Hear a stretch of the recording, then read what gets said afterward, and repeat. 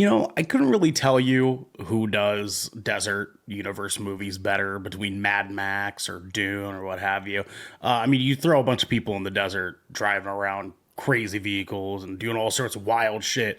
It's going to make for a good movie. In the meantime, the very least, what we know is that it's the season of the sand, apparently.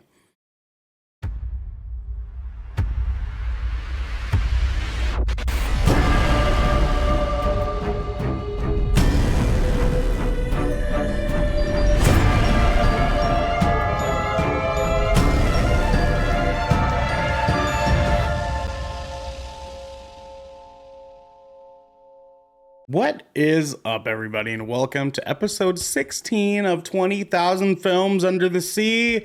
I'm one of your Captain Snyder, Noel Pearson, alongside my co-captain. It is Twitch.tv's DJ New Computer. New computer. Matthew. I don't know why, but I Sure. thought you were gonna say Nukem for some reason. Like, Yeah. Nukem. Frothy. I don't do a very good Duke Nukem voice, but I can wish, you know what I'm saying? DJ, how are you, sir? I'm doing pretty good, dude. My back hurts. Been sitting How's it on going? this Already started. floor. This floor. Yeah. See, adulthood's Uh, already upon you. You've already graduated. You're already in decline. I told Uh-huh. you, it literally just Dude, gets no. progressively I already worse from peaked. here. I know. I know. I already peaked. I already peaked. I know that. It's I know that crashing. for sure. I'm going down, dude. All I have now is just hopes and dreams. Okay, Yep. and my hopes are that I don't deteriorate that fast. You know what I'm saying? Mm. Like that's the hope. Yeah. Yep. That's the full Yeah. hope. Yeah, But, that'll do it. no, I spent the last 3 hours building the thing. I got the motherboard in. I was fucking looking at manuals, screwing down the right things, hoping, praying I didn't fuck something up. Uh, only time will tell. Once I finish it and power it on, hopefully it powers on. Mm-hmm. Yep. Um, Yep. yeah. So I'm gonna finish up this show, turn off this PC, fucking take the graphics card out of this shit, put it in there. So yeah. That's like one of my favorite like TikTok formats right now is like computer builder TikTok where they like talk about how like after you build a brand new computer, that like moment when you hit the power button, there's that like Fucking 10 cross your second, fingers like, and hope dude, and wish. Uh-huh. Dude. Mm-hmm. Yeah, Dude, man. I'm praying for Um, you. I'm praying for you. Dude, yeah, no, cause like the thing is, like, I've seen that, but like they put on all the panels of the case and then turn it on. That's bad juju. You don't do that. Mhm. Yeah, that I Okay. feel like that's asking. That's like asking for a Yeah. problem, right? Like Yeah, you don't button it up until you're done. Yeah. So like, at least leave one panel open. You know what I'm saying? The front panel, take the front panel off. Okay. Turn it on. If it doesn't turn on, boom, easy access, go back Yeah. in. You know what I'm Yeah, saying? man. It's like putting on your tie and then buttoning up your shirt. You know what I mean? Like that's just Right, you you know what don't I'm do saying? that. That's just bad choices. You know what I mean? Yeah, Like nobody Yeah. does that. yeah, Nobody does. Don't be that's that person. don't be That's that weird. don't be that Don't fucking be guy. that. Don't be that fucking guy. But speaking of being that fucking guy, we have it is our Hellfire and Brimstone. Come on. Gedek Bartholomew Ida. How are you, sir? Let's fucking go. It's summertime. It's summertime, baby. Garrett, you're here, dude. You're there, baby. Let's go. So, what are your plans? What kind of worlds are you looking to take over in the next X amount of time, my good sir? Look, priority numero uno is I really need to beat Cyberpunk. I've got time carved too, out. retweet, I'm like I'm super deep and I'm very invested in this game. Okay. I've been playing it on again, off again, just because I'm so invested. I'm doing it right. So like I've decided that like I will literally finish this game when it's time for me to finish this game, and I think we're very near to that time. Okay. Because All right, I I'm am here like for it. over 50% of the way through Phantom Liberty. I've basically done everything up to the like point of no return and in base game, and I'm on like a 100% journey with this game. I'm doing every gig, Okay, every Night City police scanner, every side job, every fucking trying to buy all the cars. I'm trying to get all the shit. I'm trying to make my build as complete as I can possibly get it. Have like all the iconic. I'm trying to like really like I'm trying to beat the game 100% this hub. Yeah, right. It's a big task. It's a big And I'm close. I'm about 100 hours in total, with like including everything with Phantom Liberty, and I think I'm about to button her up. I think we're very near to done. I think on my week off before I go back to work for my summer job, that I will probably wrap that up. And then I don't know. I have a pretty extensive backlog right now. I should probably get around to also beating Elden Ring too. That's definitely one because I want to play the DLC. And I have like 3 bosses left. So I'm like literally on like at the end of the game. Like I'm at Horaloo and I just haven't finished it. Okay. Like I'm there. Yeah, pretty much, man. And you walk through those last 3 fights. I know you better. Than me. Horaloo is kind of a hoe because he's a really difficult 2-phase fight. But yeah, I'll have to just learn his stuff. Also, have you noticed, this is kind of random, but have y'all ever had freeze-dried candy before? It's so good. Freeze-dried candy? so I have good. not. Oh my god. It's so good. It's oh my god, dude, it's kind of so good. I literally just discovered this. Yeah. Oh, yeah. It's awakened Okay. something inside of you. I know it. I can tell. Oh, dude, I Uh-huh. didn't even know candy could taste this way. Yeah, dude. It's crazy, dude. man. Well, the way So I've seen them, like they're fucking crazy. I got these are freeze dried. We got freeze dried caramel M&Ms. Damn, you came in with the heat Ooh. right off the cuff. All right, doggy dog. I see Yeah, you. dog. Okay. All And right. they slap. Like, So I was incredibly slab, yeah. So in my mind, when I expected like freeze dried candy, I tried one and I was expecting it to be hard, like a hard candy. That is not the case. Nope. Like Just it like shatters in your mouth, Falls but it's off not the bone. tough. You know what I mean? But it's got like a good crunch, and then it just kind of starts to dissolve in your mouth. And I oh my god, love it enhances it, the dude. flavor somehow. It really does. And then the creme de la creme, though, because while those M&Ms slap, it gets better. It gets better. Okay. freeze-dried Jolly Ranchers. Yes, sir. Oh, yeah. Those are the fucking Oh, yeah. ones, dog. The watermelon Oh, ones? Are you fucking kidding me? My fucking Woo! That is some shit, God, dog. I dude. tell you what, that is just unreal, oh my man. god! First off, when he handed me the bag, I was just like, I didn't even know this. I had no idea what to expect. This was not it. They're puffy, guys. Uh-huh. It's like and they're crunchy, Yeah. crispy. Yeah. And like you put them in your mouth, and it's like it's like the hard version of cotton candy. Oh, yeah. Mm-hmm. Yeah. Mm-hmm. Oh Yeah, my god! For our audio listeners, Garrick is holding up a bag full of freeze-dried Jolly Ranchers, and they look like spheres instead of the typical like cylindrical shape that you Yep. normally. Yep. You muted You're yourself. muted, buddy. You're muted, You muted buddy. yourself. Oh shit! Sorry. It's like puffed out. They're like puffed out little balls. Like you get it It really looks like a blew cheese 'em up. puff in different Yeah, colors. it literally looks like a cheese, like almost like a cheese puff, like a glossy little cheese puff, in a variety of colors, and they taste absolutely incredible. So I Can't go ahead, DJ. go ahead. I was about to say, I love how it comes in the same bag as you would get like some edibles. Or Yep. Yep. To be fair, I did purchase these from my plug. So, Dude, his wait, actual wait. his actual business is freeze dried candy. That's so Oh. fucking funny, So like dude. that's So- his so, dude, legitimate. I was about to say, dude, I bought some of trying to his get legitimate legit. product and some of the Yeah. other product. Yeah, That's he's fucking trying to go crazy, legit. dude. Okay. That's Hey, so man, Yeah, funny. like honestly, I- literally, he's got you. You want to know what he I- markets them as? What? Cottonmouth Crushers, and I believe him. Ooh, Yeah. that's a good He's one. got That's it, good. dude. That's He's got pretty it smart, unlocked. man. That's He's got pretty it smart, unlocked, dude. He's got it figured out. He's got the business plan, dude. Like a plug that sells. He's got the munchies on deck, bro. He's like this. That's It's the, pretty. that's the goal. It's a pretty That's good gold. business cycle, to be honest Yeah. with you. Because as you guys know, and I'll go over this very quickly here. I'm a huge fan of ice cream. Big fan. Okay, big fan. Right? Like they come to town to play, and I'm like, hey, can you sign everything? Right? Like that's how I am about ice cream.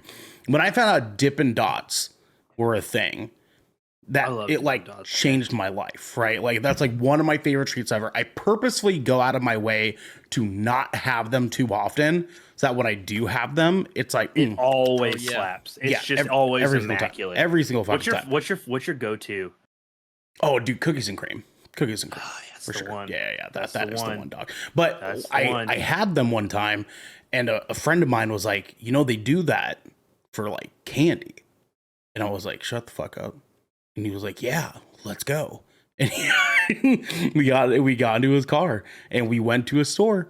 They had a bunch of freeze dried candies in there, and It's life changing. we took it back home and we ate those, and we chain smoked cigarettes, and we played a bunch of fucking Call of Duty, and it was just a night to remember. That sounds like like, that sounds like a dope ass night, honestly. man, just just deliciousness left. Dude, and fucking right, honestly, good sir. it was like a really good little pickup too, because like he was busy. He was like busy. He was just like, hey man, he's like, I'm still weighing you out, and I'm like, you're good, chief, and I'm just like hanging out, and he's got like two of his buddies in the other room, and like I walk in there and I'm like hanging out, right, like as you do, right, like in your typical Pineapple Express fashion, and yes. like so literally picture that scene, and that's more or less how this goes, folks.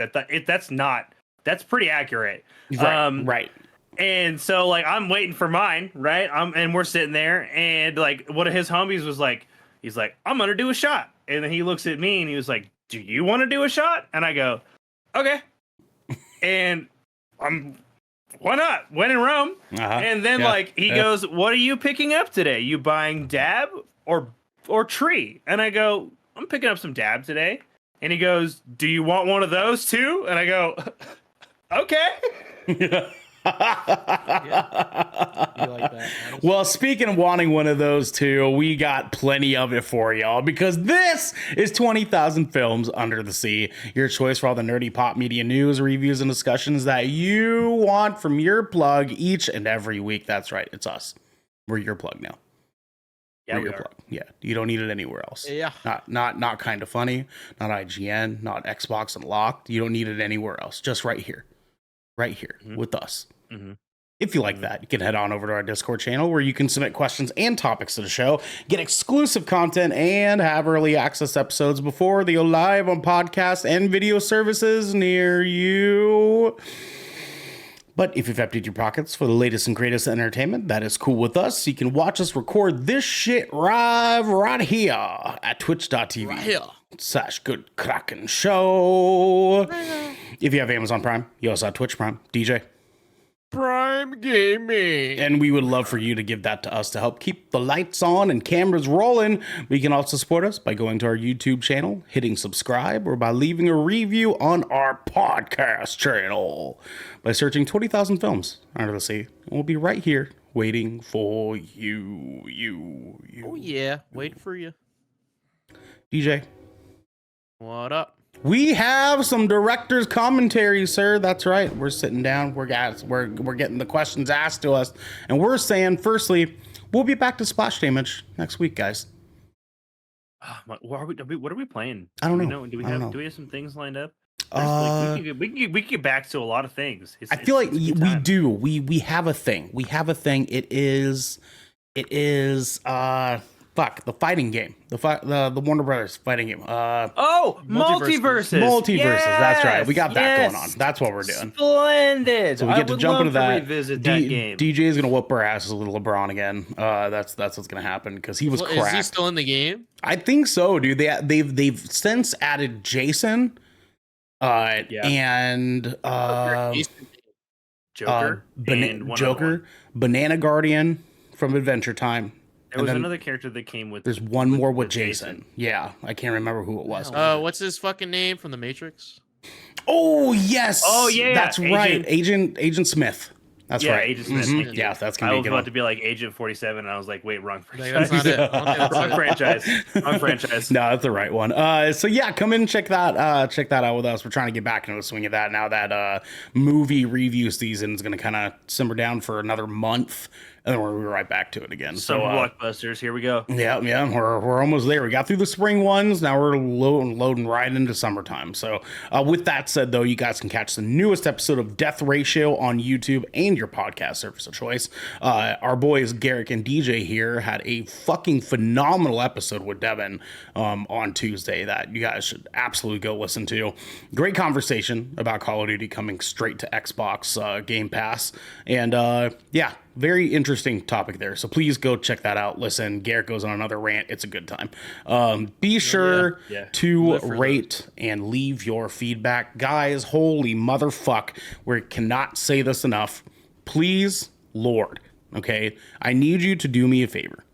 I need you to just hit the brakes on your car right now. Really fucking hard. Really hard. Just hit the fucking brakes. Brake check, everybody. Whatever happens, happens. Right you know what now, I'm saying? Everybody. In GTA, in Grand Theft Auto, not in real life. Don't even pull your car over. Don't even pull your car over. I need you to pull your phone out of your pocket. Okay. I need you to go to Apple Podcasts, Spotify, wherever your podcast service choice is. I need you to type in 20,000 films. I need you to go to the top. I need you to give it 5 stars. And then the most important part is on Apple Podcasts. And you just scroll all the way to the bottom. Go all the way to the bottom. There's a little thing there that says leave review. Okay. And you go in there and you say, holy shit, I can't believe Devin hates The Division. Okay. And then I need you to do the same thing for Death Ratio and the Shipwreck Show. Okay. Because the written reviews are the best way to get our podcasts pushed out to other new listeners and stuff that are typing in, hey, movie review podcast. And then boom, we're there. We're right in front. But podcast services don't do that unless people interact with the podcast a whole lot. Yeah. You know? Help us, help you, help us. You know what I'm saying? Cause traffic, yes. Also, if you're a Spotify listener, there have been some changes to the way they review. They allow reviews on podcasts. You got to listen to an episode first. You can't just go drop a like. But hey, hopefully you're going to be listening anyways. But if you're one of our Spotify folks and you haven't gotten around to giving us a review yet, give us listen to an episode. There's plenty to choose from. There you go. And then put us on your friends. Yeah, put us on your family, and then leave us a review. We'd really appreciate put us on. Mm-hmm. Put us on in your living room. You know what I mean? Just have us playing. Devin says, right, holy shit, I can't believe Renell likes Army of the Dead. You're wrong. It's crazy that he likes Army of the Dead as much as you hate The Division. Exactly. Yes. Yeah, exactly. Yeah, say DJ hates French people in the review. I'll allow it. And then lastly, guys, so we've been talking about subscriber exclusive content for a little while now. We're sorry. Okay. We're working on it. This Sunday, we're going to talk about how we want to go about it. And then next week, we will be able to record that and get it out to you guys next weekend. We were hoping to get it this weekend, but we've all had weird fucking wild shit going on. So we're going to have that ready, locked, and loaded for you guys next weekend. So sorry, it's a little bit late, but we're getting there. We're getting there, guys. In the meantime, Garrett, can you please tell the people at home what the fuck are we doing next, my boy? What the fuck we gonna do next? Absolutely. Because you want to know what? My mom didn't ask my permission, but it happened anyways. We're headed into the final cut. Yeah. Final cut. She didn't ask for permission. Guys, what we're doing tonight, Furiosa, a Mad Max Saga review. That's right. We are going to get a chance to talk about this bad boy after we've had some pretty light conversations about it. So in the meantime, let's talk. Snatched from the green place of many mothers, young Furiosa falls into the hands of a great biker horde led by the warlord Dementus.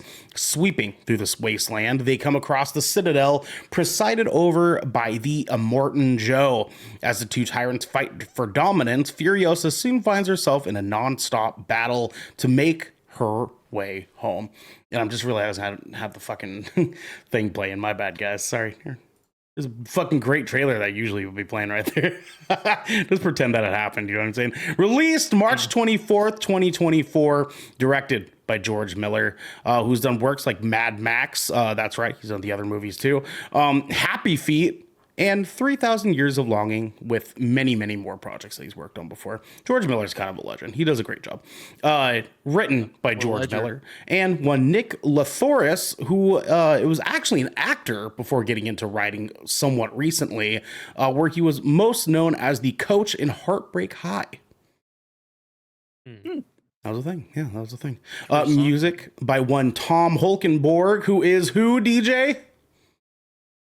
He is the music guy. The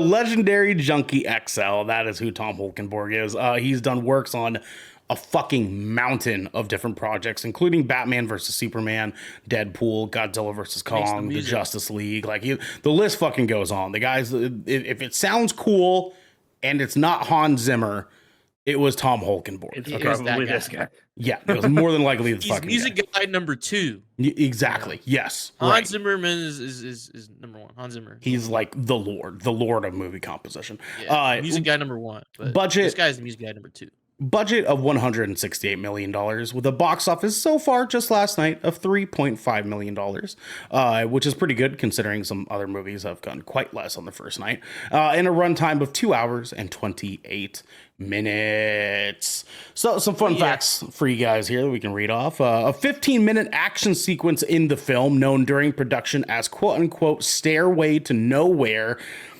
The sequence marks a turning point for Furiosa. It took 78 days to shoot with close to 200 people working on it daily. George Miller did extensive storyboarding for the sequence until he found the right way to do it. Anya Taylor-Joy revealed, quote, George and I would have these big conversations about why this particular set piece was so long.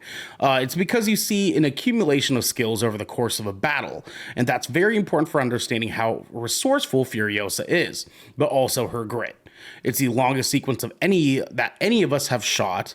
On the day we finished, everybody, got a Stairway to Nowhere wine.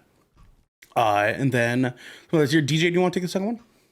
Yes, sir. I'll take it. The next fact we got is George Miller said this film's script was already complete before Mad Max Fury Road in 2015.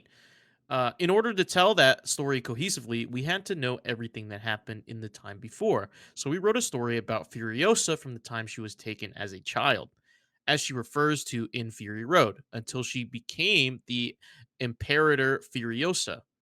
That ended up as a full screenplay with concept art and so on. And the actors, the designers, and all the crew got the screenplay of that before shooting Fury Road. End quote. That's pretty cool. That's pretty rad. Garrick, we have one more, my good sir. Do you want it? Absolutely. Our last fun fact is Mad Max Fury Road producer and first assistant director P.J. Votan has said of casting Chris Hemsworth, George saw Chris initially as a courtesy and then fell in love with the idea. He's going to play totally against type, the lead baddie. Unfortunately, we've got to find all our other characters that aren't around anymore, a new Immortan, a new Bullet Farmer, and a few others. That was actually kind of interesting how they kind of brought those characters back to life in a prequel. Fairly well done, as a matter of fact. Surprisingly so, actually. Yeah, and there were a couple other characters that were in this movie that were actually not in Fury Road. They were in the Mad Max video game from 2015. Like Scrotus, who was in the video game. This is his first on-screen appearance. So there's a couple different characters that are like that. So that was pretty cool to fucking see too. But yeah, the de-aging was excellently done. And I'm sure we'll get into that. My good sirs, let's start with Garrick. Garrick, my boy, what were your thoughts on Furiosa, a Mad Max saga? Well, I do want to start off with saying that I did thoroughly enjoy this movie, but I do have quite a few ticks with it. Okay. So this kind of ended up being, for me as a movie-going experience, the only way I can describe it accurately, and you just kind of have to sit with me for a little bit, and I really hope that this comparison makes sense. Let's sit, doggy dog. When I walked out of this theater, I felt the same way after this movie as I did watching Peter Jackson's The Hobbit. Okay. Compared to The Lord of the Rings. Okay. And what I mean by that is it was a great experience. I loved it, but in almost every facet, it felt lesser to me than its predecessor. I still thoroughly enjoyed this movie. I thought that Anya Taylor-Joy did a great job, really, really encapsulating the character that that Charlize Theron had crafted in Fury Road. Um, and I like that we're starting to get more stuff from Mad Max other than just Mad Max, because I think it's an interesting universe that deserves to be explored. This franchise is George Miller's baby.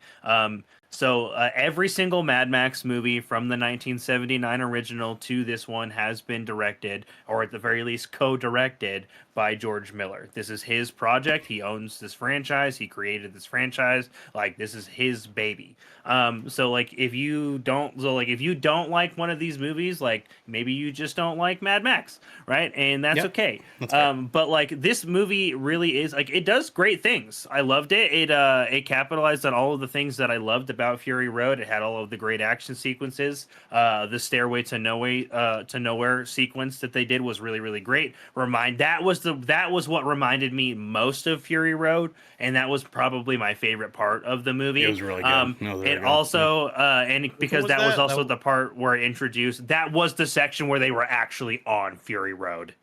Oh yeah. Okay, Yeah.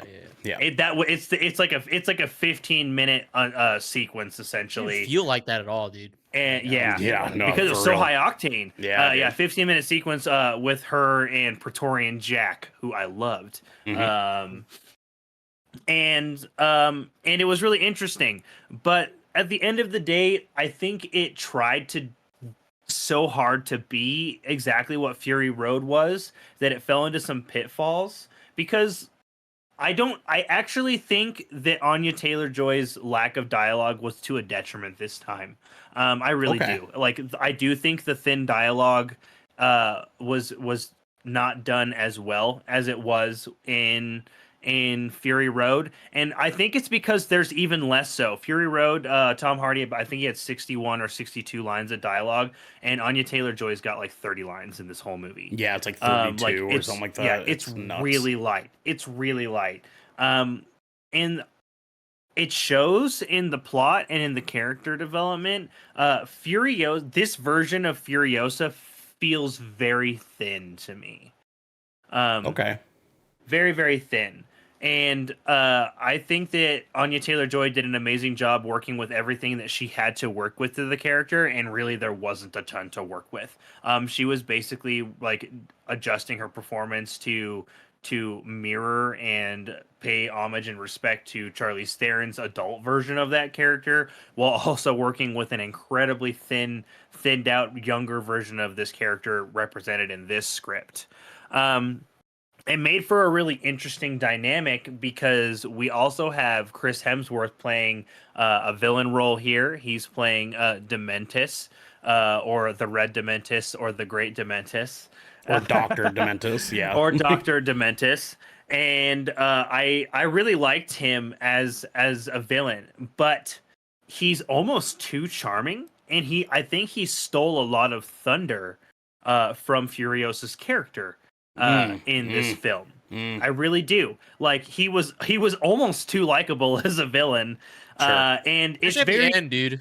it's very interesting Yeah. to have a perspective where, like, when you're kind of bummed out that the villain dies at the end. Mhm. Right, like, that's always kind of interesting. And this has everything that you would expect from your Mad Max films, from your George Miller films. It's got your frame drops, it's got your speed ups, it's got your quick cuts, it's got your color gradings, it's got your fade to blacks, right? Everything that George Miller does that is like, that's his trademark. I loved all of that stuff. But one thing that I found pretty glaring in this was, like, the CGI really stood out to me, specifically the CGI in, like, the first third of the movie. Yeah. Yeah. They used this so much more heavily in Fury Road that it's abundantly apparent. That's where I really draw that Peter Jackson, like, The Hobbit to the Lord of the Rings comparison. And I was Yeah. just like, fuck, guys, you had it perfect the first time. Like, I understand that new tech exists, but you didn't need it. You showed that you really didn't need it. So Yeah. why did we use it? and they used it, and like there was a few scenes where like they used practical effects in the first time, and it played out to great effect. And then we had a CGI representation of the exact same concept, right? Or like trying to achieve the same effect, and it didn't have the same level of impact because it wasn't done practically. Yeah. And so I think overall, like that kind of like harmed my film experience. I also think with how thin the character was, it didn't need to be 30 minutes longer than Fury Road did. I felt every minute of that extra 28 minutes up till the end. This really was a great movie. If you love Mad Max, if you love the franchise, it has every dripping and dropping that you can want. It's fucking absurd. It's like it's downright. It's campy and it doesn't. It's not afraid to take itself seriously when it wants to, and be ridiculously absurd at like one from the absolutely the next moment. Action sequences are bombastic, huge, big productions, over the top deaths. I loved all of that stuff. I love all of George Miller's personal flavors. I personally am a really big fan of his speed ups and his frame drops that he does. I think that really adds so much flavor to the film. I also love his color grading that he does. He's got like he really has like an orangey tone that he likes to work with the Mad Max films. Right. And I think it plays like I love the way that looks. So like I'm a Mad Max fan. I grew up watching these movies. I loved Fury Road. Absolutely loved Fury Road. This just felt like it was almost like a concept of Fury Road for me. So like I enjoyed it, but I think at the end of the day, like it adds to the universe, but it doesn't necessarily add to that character. Okay. DJ. Yeah, man, this is my first Mad Max movie. Funny Oh enough. wow, that's right. That's right. Okay. Yeah, so interesting. this is coming from the lens of I did not see the previous Mad Max Fury Road. And just jumping into this as sort of like my first movie into the franchise. Um, First, I like to say, first thing I notice, this movie's loud as fuck. Okay, this Movie's movie's really loud. loud as Yeah. It's fuck, really loud, dude. dude. Okay, that's the I like. I don't appreciated know if it was it, just but yeah. I didn't know if it was just me that day, or you know what I mean. Like, I don't know if I was just susceptible to loud noises that day or what. But man, that's the first thing I noticed. This movie is loud as fuck. Okay, so Fury be Road was careful. very, very loud. Very, So very loud. yeah. So be careful going to the movies. I don't know if you already seen the first Mad Max Fury Road. I'll take Garrick's word for it. Then you know what you're going into. But as someone who hasn't watched Fury Road, it was a surprise to me how loud this fucking movie was. It's Especially funny. in the openings. In the opening, like first 30 minutes, it's loud as fuck. It's funny were because you like saying? George Miller like seems to like his mixes to be kind of quiet, while really loud, while Christopher Nolan likes his movies really fucking quiet. And Really quiet. It drives me insane because I can't see a Christopher Nolan movie in theaters without missing like a third of the dialogue. 100%, dude. And then literally, it's like George Miller fucking stuck microphones in car exhausts and recorded it for Dude, hours. that's what it sounded like. Yeah, dude. You can feel it in your fucking chest, dude. That's how loud that shit was. The cars are the cars really are like they're characters Yeah. in this film. Like they Right. have Yeah. so like he really likes to represent him as such. Like they all have like that's where they have like their own unique sounds. They have names like Yeah. so Mm-hmm. Yeah, and I totally get it. And not to say that it caused like a detriment. It wasn't a detriment to my viewing experience. It was just caught me off guard watching it for the first time, hearing that fucking motorcycle go and Yep. feeling it in my chest. You know what I'm saying? yeah, a thunder bike. Yeah, dude, it's fucking and it felt like that, dude, and it's great. I thoroughly enjoyed this film. I thought I wouldn't. Even though I saw a bunch of good reviews and people saying it's a 10 out of 10, I still was like, I guess holding back a little bit. I was like, nah, Sure. maybe it's not that great. Maybe this movie, this franchise might not be for me. But boy, was I wrong, because this is such a great and interesting movie. If we're speaking on the loudness, the sound design is really good. I thoroughly enjoy Yeah, it. it does. Oh, It's yeah. it as does. loud as the fucking movie is. Okay, it sounds good still. Okay, it's not. You know what I mean? No It's just questions loud. asked that the sound design was dope. Like you could hear Yeah. it Oh yeah, inside your skull, dude. Dude, Yeah. Yes. and if you do enjoy the sound design on this one, DJ, you honestly, the sound design on Fury Road is better. It's Yeah. surprisingly Yeah. enough.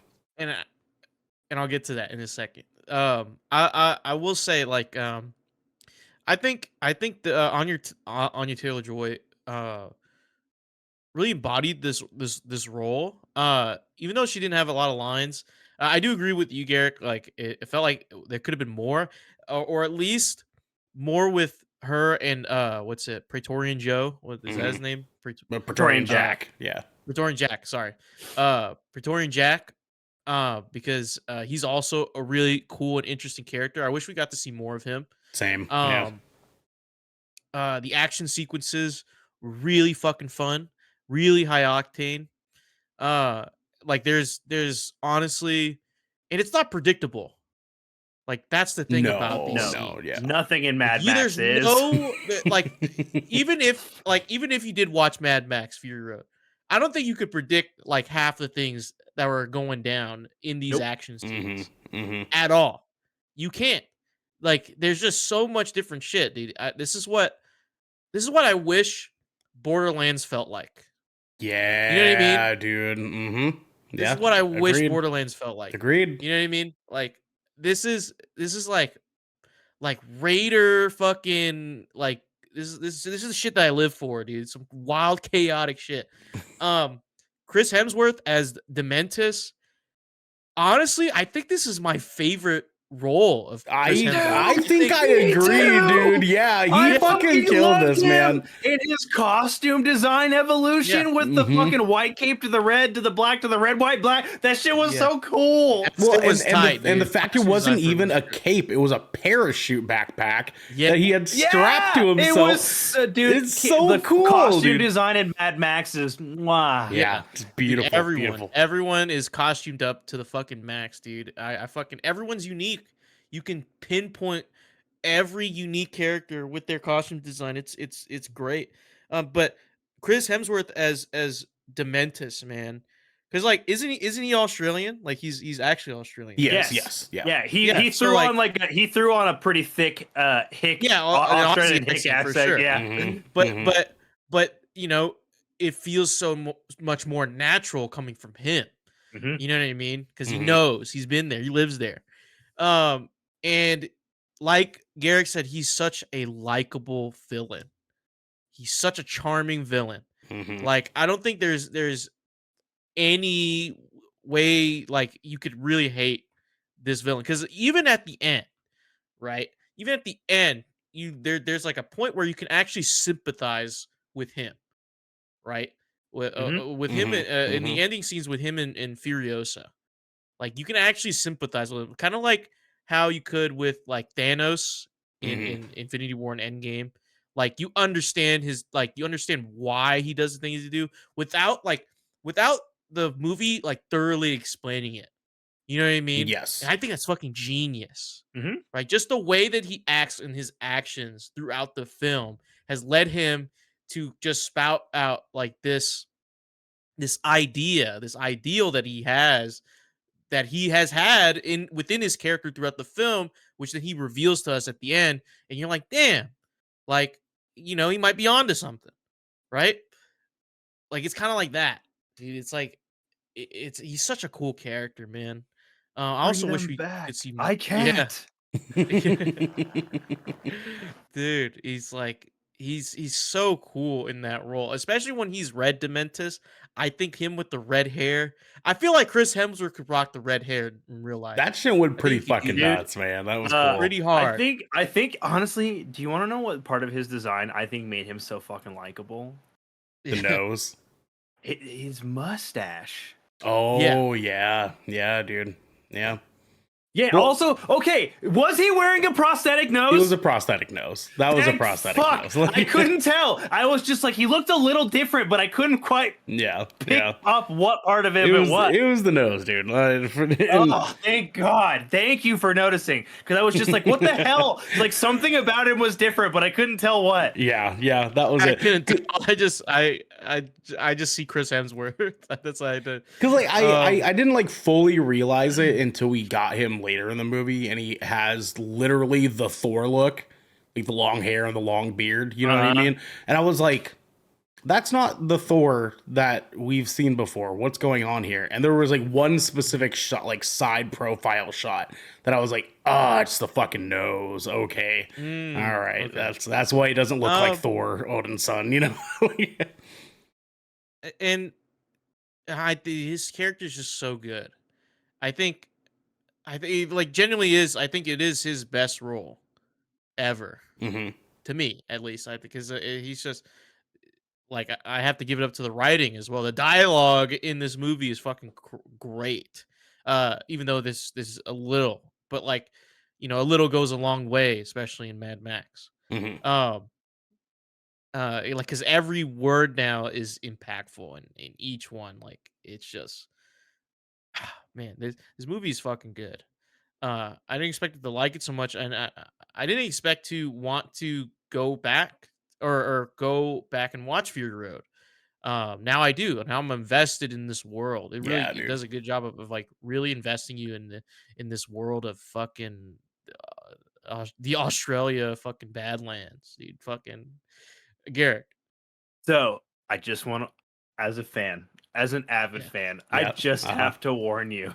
Uh-huh. Yeah. So you're gonna hit Fury Road. That shit's all gas, no brakes. hmm You're Yeah. gonna. There's 3 other movies. You're gonna get curious. You're gonna go back. Okay. Now we're Okay. getting into classics film territory. Right. Okay. Because the Uh-huh. last one came out in the fucking 80s. Yeah, Mel Gibson. Beyond dog. the Thunderdome, also all gas, no brakes. Mhm. Amazing movie. yeah. Road Warrior, Yeah, it's arguable. Yeah. it's okay. Yeah. It's pretty decent. Uh-huh. Mad Max is dog shit. It's really bad, dude. It's really bad, bro. First movie sucks. It's so fucking bad, bro. Terrible movie. Terrible I fucking fucking movie. love this franchise so much, but the first movie sucks. So good luck, DJ. Good luck, man. Like you're Good thing literally, I'm it's like watching you're literally starting at like the pinnacle with these like the 2 modern movies, and it's just gonna get worse. Yeah, It's dude. gonna get worse as I go Yeah, back down the line. I really so like I genuinely love Beyond the Thunderdome. Like that's my second favorite Mad Max movie. Be like right next to Fury Road. Like Beyond the Thunderdome's it was peak, but like it's definitely showing its age now. Yeah, Yeah. that's for sure. So are these 2 movies like is it a reboot or is They're- it they're a part of the remakes. same They're time? It is a remakes. it is Yeah. a reimagining. So Okay. so Fury Road was originally designed as a direct sequel, was still actually supposed to include Mel Gibson as returning as the titular character because he plays Mad Max in the first 3. But basically it got stuck in development hell, and they had to like conceptualize the entire film. And it strengthened the franchise for it, frankly. And I actually kind of like Tom Hardy a little bit more as Max than I do Mel Gibson. Same. Retweet. Yeah. Big time Yeah. retweet. Oh yeah. The editing in this. I know that for Fury Road, was it like George Miller's like wife edited the film? Is that Yes, it was. Yeah. is she back again for this? Yes, Or correct. She okay. was. Yes. Okay. So yeah, then the editing, because I've only heard about why Fury Road was so good because the editing is in the frame of like a woman editing an action film. You know what I mean? Right. So that's why the action sequences and the way the film is paced feels so like it feels different but not unnatural. You know what I mean? It feels like a better way to view action and chaos. And it's the same thing here. I'm assuming. Actually, I actually stand corrected. She did not do Furiosa. She did not do Fury this, Road, okay. but she did not do Well, Furiosa. then Road. whoever edited Furiosa did a very, very good job understanding the way that she edited Fury Road. Right. Yeah, definitely keeping up with like that style, that made Fury Road very famous for that, and it's great. I honestly, it's just a really well put together movie. Um, it didn't feel like the 2 hours Oh, and 20 minutes that I'm wrong. She did. She's oh my It god, was she's- her. Okay. she's the post production lead, is what it was. So Okay. There she you was go. heading There you go. the So chopping she and wasn't cutting. necessarily the one clicking the buttons, but Yeah. But she was like, but "Hey." she drove the vision. Mhm. You know what I mean? Like, put this here, cut here. Okay. Yeah, fade, exactly. you Scissor know. that, scissor Excellent. that, scissor that, Yeah. scissor that, Rewind. scissor that, Right scissor there. that, Cut frame. Yeah. Scissor like that. scissor because like that. honestly, like the way that the film is Scissor that. edited is crazy. Like I love George Miller's and like that the whole I love the way that they did like they cut the scenes. I'm a huge fan of like the frame drops and the speed ups. Like that Yeah. literally is Mad Max. Like that stuff is super iconic to this franchise. Scissor that. Scissor that. Yeah. Scissor that. Scissor that. I'm not gonna say it. I know Scissor you want that. me to say it. I'm not gonna say it. I'm glad you got a good read on that. Continue, sir. Yeah. Yeah, dude, the editing makes this film like the pacing of it feels quicker than the 2 hours and 25-minute runtime.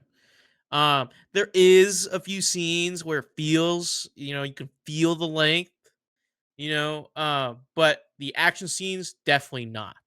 Mhm. Okay. The action scenes feel like fuck crazy shit, dude. It's just adrenaline pumped straight into your noggin, you know. And yeah, I this film is great. I don't even know what to say. Like, I guess what else to say? Like the story of this is really cool. Like, again, I do wish we saw more of Anya Taylor-Joy as Furiosa throughout the film, because like half of it is just her as a child, and that's a different actor, right? Yeah, right. Yeah, that first So- third, man. Yeah. So, and it felt long just not seeing her, even though she's kind of like headlining this movie with Chris Hemsworth. hmm So just expect, if you're gonna go watch this, expect to not see Anya Taylor-Joy until like almost halfway through the movie. It's about an Yeah, hour. almost. In, yeah. We're like kind of like with Zendaya and Dune, but not as bad. Right, Yeah, yeah, not quite as bad. Yeah, for sure. Yeah. But like expect to wait a little bit. Yeah, expect to wait. Like she's there. Like she'll be there in front. It'll just take some time. Yeah. But yeah, the story was pretty sick. Like it makes me really invested into this world. I thought I wouldn't care about random raiders just like fucking each other up and killing each other and driving fucking cars and motorcycles across the Yeah. desert wasteland. But it makes it's so interesting, dude, and I'm so invested in this world now, and I think in large part because of Chris Hemsworth's character hmm as Dementus, really painting this picture of like, yeah, I'm fucking crazy, but I have a reason to be crazy. That's Right. how you fucking survive, okay? You know what I mean? Like crazy is how you live out here. Like you are now born into the waste. It's really it's such a sick movie. I'm really excited for you to get into Fury Road because Immortan Joe in that as like the core villain is just incredible. He's really good in this, but like obviously him being the core villain for Fury Road is just unbelievable. Who plays Joe in Fury Road? Because whoever the fuck played him in Fury Road. Yeah, I will. And actually, who played him in this is my question too.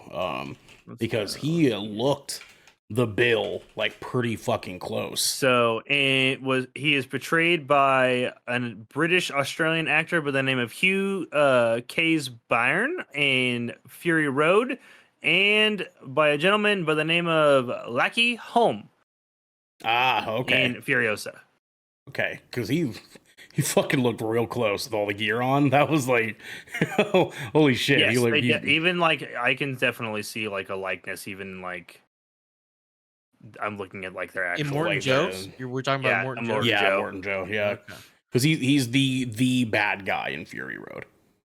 The guy. And he's fucking wild. And then the like super the fancy dude with like the fake nose, like the actual fake nose. He's got a in, much bigger role in Fury Road. Yeah, way and bigger. so does the Sons.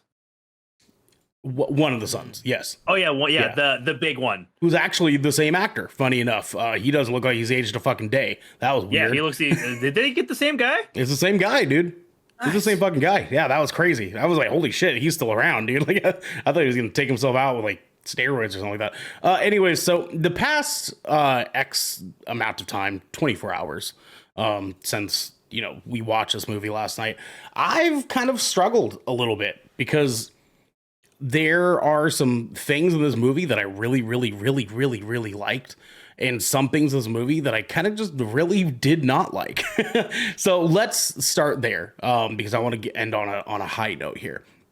Garrick's right. The CGI is pretty daunting.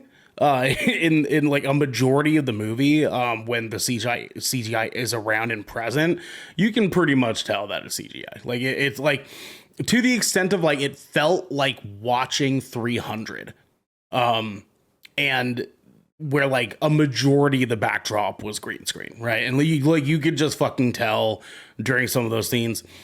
Honestly, obviously, excuse me, the Stairway to Nowhere scene was legit. They did use practical stuff for that, and that's why that, I think, honestly, is a big part of why that scene was so good. Exactly. And that turned out for the betterment of the movie, honestly. I don't know, dude. This movie, and DJ, you're gonna notice it. This movie does not look as good as Fury Road. I was looking at that. It was That's why I'm saying it looks like a concept. Like it looks like it looks like it's not quite. If this movie came out first, we'd be all over it. You know what I'm saying? Like, yeah, 100%. I feel like, yeah, you know what I mean? because the production for Fury Road was so long and they took so much care with it, like this feels a little less. And because of such, it makes me feel a bit of a way about it, because I'm kind of like, you guys have done this. You did this already. Why did you do something different? You know what I mean? Like, that wasn't necessary. You didn't need to do that. Like, you guys pretty much used almost the same budget as Fury Road. You might as well have just done the same thing that you did in Fury Road and just went completely 100% practical, and people would have fucking eaten this movie up. Thank you, Drax. We love you, dog. The movie, comparatively to Fury Road, looks pretty bad. That's not to say that this movie looks bad, but compared to Fury Road, this movie looks bad. And it a lot of times actually kind of took me out of the movie a little bit. I would have to have moments where I was kind of like, what the fuck is going on right now?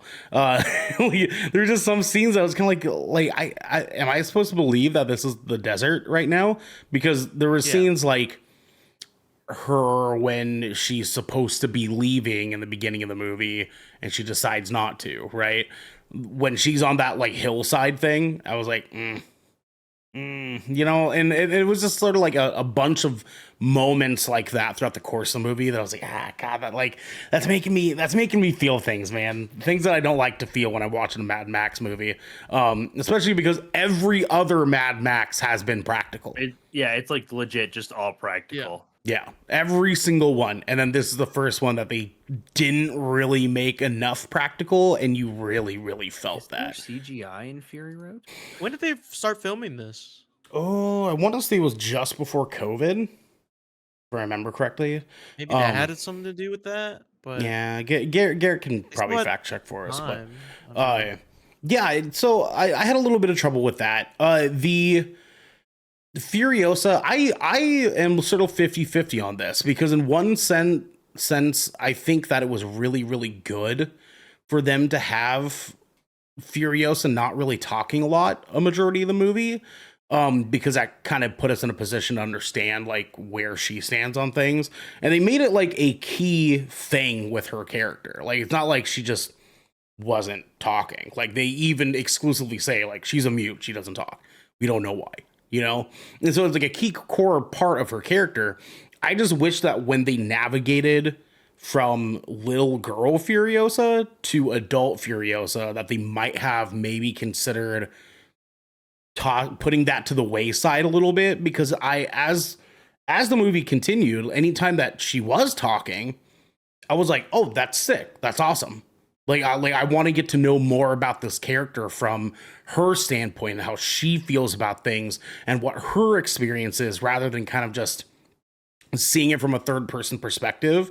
I wanted to get to know that character more on a personal level. We just didn't really get to have that, because a really good thing about this movie is that it does a lot. And I've talked about this before. I hate when movies, tell but don't show. I'd rather that they show instead of telling. And this movie does an incredible job of showing and not telling. Like, they show you everything, even like down to the backstory, down to like shit that we didn't even need to fucking see. There was that scene with the guy and the 5 bikes, and they have like the little competition thing, right? That was so unnecessary.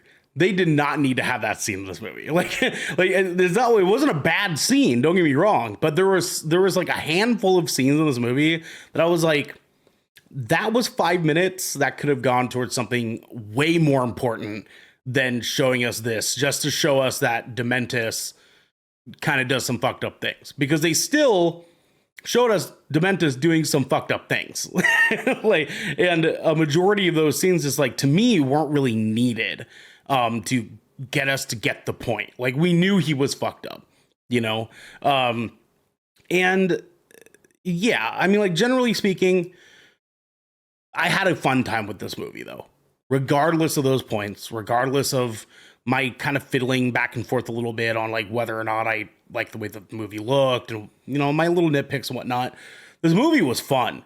I wasn't bored a single moment of this fucking movie. No, not bored. And they tell this story brilliantly, for this story that apparently was written fucking moons ago, written prior to Fury Road was even written. They did a really good job of telling this fucking story. Like, you can tell George Miller has had this sort of like image in his brain of what this movie was going to be. When he initially wrote it way back before Fury Road. You can also, unfortunately though, tell that he might have been wanting this to come out prior to Fury Road. Yeah. You know what I mean? Like, I think or at least sometime soon after Fury Road came out. Because Garrick, what year did Fury Road release? Do you remember? 2015. 2015. That was 9 years ago. I would argue that George Miller, in his benefit, if it was his choice, he would have released this movie probably 2 years after, right? Like, that's what it kind of felt like he wanted to do. And in terms of like CGI, and like, make no mistake, like, obviously, like, we have like Fury Road does have CGI and green screen, folks. Oh, of course. It's just used very differently and to much less effect. Like, obviously, like, when you have like the full pans of the Citadel and shit, that's full CGI, of course, right? That shit doesn't exist in real life. We're not fucking inept. Yeah. But what we're talking about here is like, comparatively, like, if you were to watch Mad Max today in theaters, it does not feel like a 9-year-old movie. But Furiosa feels more like a 9-year-old movie than Mad Max Fury Road does in terms of execution on its CGI effects. Yeah. Not that the movie looked like it's 9 years old, because it doesn't. It looks great for what it is, but their implementation of how they, utilize what they have available to them was very the first Avengers movie. You know what I mean? It was very like, you guys could have gone about this a completely different way and had a really, really great product here. Not to say that this isn't a really great product, because it is. Like, this movie, I do feel like does its job. And that's awesome. I just wish it would have done more than its job, because Fury Road did more than its job. Like, that movie is immaculate. Yeah. You know what I mean? Like, that movie is historically cinematic gold. Like, anybody that likes movies typically watched Fury Road and walked away from it being like, fucking wow. It's one of my favorite action movies, like, of all time. It's good. It's up there. It deserves. It's literally up there with John Wick. Mm-hmm. It's a phenomenal fucking movie. Like, George Miller really just fucking had a heyday with that, with Tom Hardy, and it made just like an instant cult fucking classic. And I suppose what? We're getting a sequel. We are, and I'm holding out hope here, because like I had a good enough time with this movie that I'm okay with the idea of a sequel. Because I feel like that we left things off in Fury Road in a way that was very like, okay, like we can see where this is gonna go after this, you know, and it was cool to see the little, and you know, this isn't a spoiler by any chance for you people at home. We get a little bit of a supercut in the credits of this movie of scenes from Mad Max. Yes, directly from Mad Max, and I think that was such a cool decision. It was the reason that I was able to say, oh, this movie looked bad. That's what brought it to my attention too. It was specifically, you want to know what really kicked it in the, you want to know what really kicked it in the nuts for me? When I saw Immortan Joe. Yep, because he looks fucking rad in Fury Road, dude. And comparatively in this, it's like, damn, you look like a Walmart more like a Immortan Joe cosplay version. you are Walgreens Immortan Joe, dude. High budget cosplay, and like I don't know if that's because like they were going for like a cleaner, younger aesthetic. Yeah, but, I suppose. But and that might have been intentional, but my perception wasn't cleaner and younger; it was cheaper. Right, which is the crux of the situation, right? Because that is just sort of a one single example of any of the problems that I have with this movie. It's not that it looked bad. It's that it wasn't as good as it should have been. And that was kind of ultimately boiled down. That's like mostly what my problem is with this movie. It's fun. It's cool. It's high energy. The entire fucking the sequence at the Citadel when they initially get there, dope as fuck. Holy shit, that was such a good scene. The Stairway to Nowhere, oh my god, that was so good. That was so good. Farm? The Bullet Farm in the second trip to Bullet Farm, even better. Like, second trip to Bullet Farm was way good. Very good. The whole Gastown thing, that was super sick, and that was very, very short lived. Like, there were moments in this movie that I was like, oh fuck, like this is good. Like, this is a good experience. And DJ's right, dude. If this movie would have came out prior to Fury Road, we would be losing our fucking minds over this. Yeah, dude. Like, that's and then like Fury Road right after. Oh my god. Oh my god, dude! Like, the craziest sequel ever. Ever. And then if they would have, you know, now followed up with a sequel to Fury Road in that way and like given it to it. It's kind of like when the Lord of the Rings movies first came out, people were having that reaction to where they're like, oh fuck, we're getting another Lord of the Rings after Fellowship came out, and then Two Towers came out, and people were like, fuck, it gets better, right? And then Return of the King came out soon after, people were like, fuck, it gets better, dude. That's what I was hoping would happen with this franchise. And we worked in this weird sort of like backwards way that I don't know if it's because they like couldn't find a studio that wanted to implement this into their stuff. You know, I don't know if like they couldn't get the green light or like what have you. Yeah, I don't know. But I think them waiting to do this movie for so long kind of shot them in the foot. And it's a little bit of a bummer. But again, I want to end on a high note here. You guys are 100% correct. Chris Hemsworth carries this fucking movie. Holy shit. Awesome. He is so fucking good in this film. Unreal in this fucking movie, man. He is charming. He's witty. I don't even care that his nose kind of looked fake and like a whole bunch of different scenes.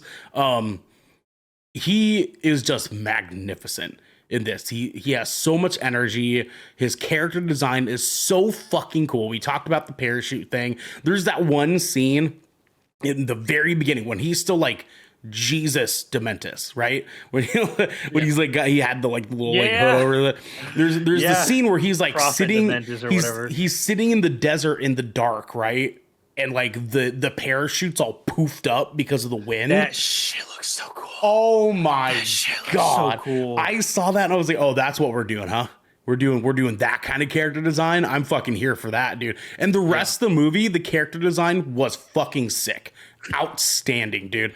The bullet farmer looked fucking everybody looked dope, dude. You know what? I've realized that Mad Max as a costume design is doing what anime should be doing for their live action adaptations. Funny enough, dude. Yeah, no, 100%. Because like that, just lean into the audacious, because like everything about Mad Max is like it is a beautiful. It's straight up absurdism.